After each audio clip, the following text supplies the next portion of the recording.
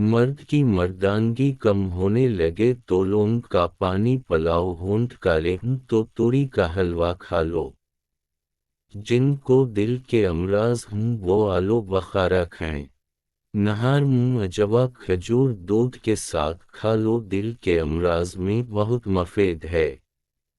اگر ہلکے پہلے رنگ کا پیشاب آئے تو آپ اندرونی طور پر فٹ فاٹ ہیں۔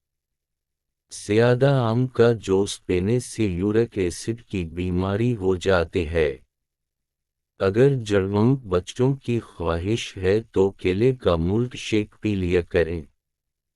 پیٹ میں درد رہتا ہو تو نہار منہ وہی کھال، آڑو اور دہی اکٹھے کھانے سے پیٹ کے تمام کپڑے مر جاتے ہیں۔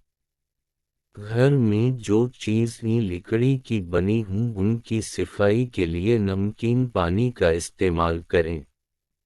امر وہ سوتے وقت کھا لو، ڈپریشن کم ہوگا۔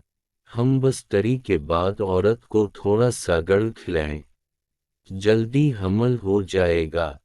ناخن دانتوں سے کاٹو گے تو دماغ کمزور ہوگا۔ اگر آپ کی ایڑیاں پھٹنے لگیں تو موم بتی کا موم اپنی ایڑیوں پر لگا لو، ایڑیاں صاف ہو جائیں گی۔ ساگ کے اندر مکھن ڈال کر کھا لو، رات کو بار بار پیشاب آنا رک جائے گا۔ اگر تھکاوٹ محسوس ہو تو نمکین پانی پی لو۔ سلاد کا استعمال دوپہر کو کھانے میں کرنا موسمی اثرات سے محفوظ رکھتا ہے۔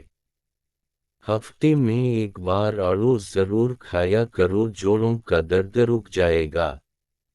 املی کا شربت نہار منہ پینے سے چند دنوں میں موٹاپا غائب ہو جاتا ہے۔ کدو زیادہ کھانے والے لوگوں کو سکون کی نیند آتی ہے۔ ذہنی تھکاوٹ کے لیے گوشت کی جگہ سلاد کھاؤ، ذہنی سکون حاصل ہونا شروع ہو جائے گا۔ ایک چھوٹا سا ٹکڑا انار کے چھلکے کا چبانے سے پرانی کھانسی اور الرجی دور ہوتی ہے۔ ہلدی جگر کو خراب ہونے سے بچاتی ہے۔ اگر پیشاب کے اندر جلن محسوس ہو تو پہلے تھوڑا ٹھنڈا پانی پی لیں۔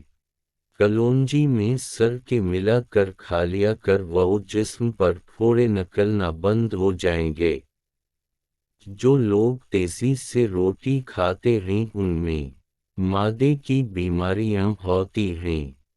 رات کو سونے سے پہلے روزانہ دانت صاف کریں، کبھی دانت خراب نہیں ہوں گے اور نہ ہی کمزور ہوں گے۔